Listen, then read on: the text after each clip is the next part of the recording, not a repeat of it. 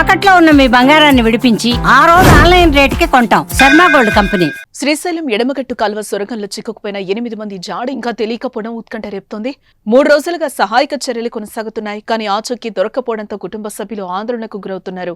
మరోవైపు సహాయక చర్యలు కూడా కఠిన పరిస్థితులు ఎదురవుతున్నాయి.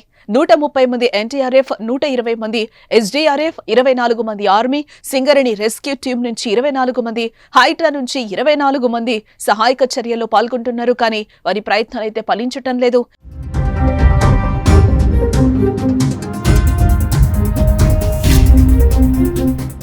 సొరంగంలో దాదాపు 2.5 మీటర్ల నుంచి 3 మీటర్ల ఎత్తున బురద పేరుకుపోవటం, నిమిషానికి 3500 లీటర్ల వరకు ఊట నీరు వస్తూ ఉండటం, ప్రమాదం జరిగిన తర్వాత పేరుకుపోయిన నీరు నిల్వ ఉండడంతో సహాయక చర్యలకు తీవ్ర ఆటంకాలు ఎదురవుతున్నాయి.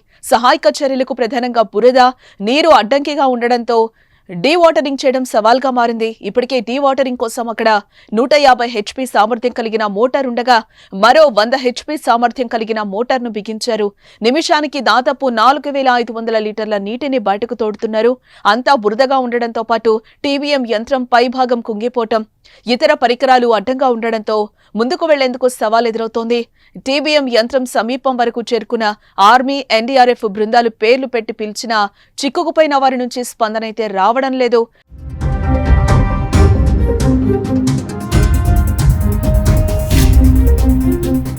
నేటి నుంచి నౌకాదళం సభ్యులు రంగంలోకి దిగుతున్నారు.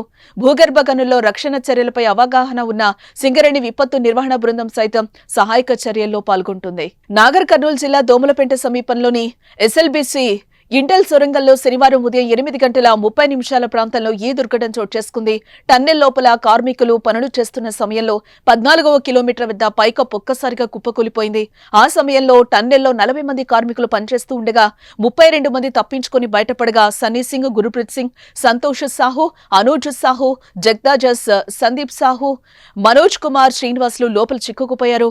వారి కోసం శనివారం నుంచి రెస్క్యూ అయితే కొనసాగుతోంది.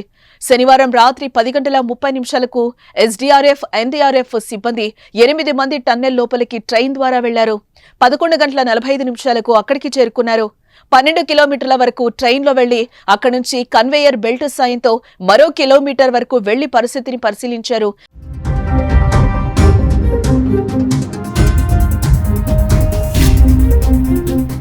దాదాపు 300 మీటర్ల నుంచి 400 మీటర్ల వరకు మట్టి, సెగ్మెంట్ బ్లాకులు, ఐరన్ షీట్స్, టన్నెల్ సామగ్రి పేరుకుపోయినట్లు గుర్తించి రాత్రి 2:30 తిరిగొచ్చారు. అర్ధరాత్రి దాటాక 3 గంటలకు సింగరేణి, ఎన్డీఆర్ఎఫ్, ఎస్డీఆర్ఎఫ్ కు చెందిన దాదాపు 23 మంది టీం టన్నెల్ లోపలికి వెళ్లింది. వారు ఘటనా స్థలానికి దాదాపు 300 నుంచి 400 మీటర్ల దగ్గర వరకు వెళ్లారు.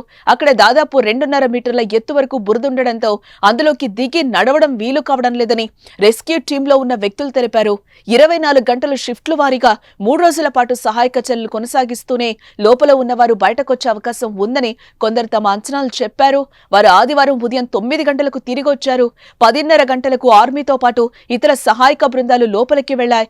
మధ్యాహ్నం 1 గంటకు మరో బృందం లోపలికి వెళ్లగా వారితో మంత్రి జూపల్లి కూడా లోపలికి వెళ్లి పరిశీలించారు. సాయంత్రం 6:40 మంత్రి జూపల్లి కృష్ణారావు టన్నెల్ నుంచి బయటకొచ్చారు. ఆదివారం మంత్రి Uttam Kumar Reddy JP guest house కొచ్చి అధికారులతో సమీక్ష నిర్వహించారు. రెస్క్యూ బృందాలు చెప్తున్న మాట ప్రకారం ఈ రోజు వారిని గుర్తించే అవకాశం ఉన్నట్లుగా తెలుస్తోంది.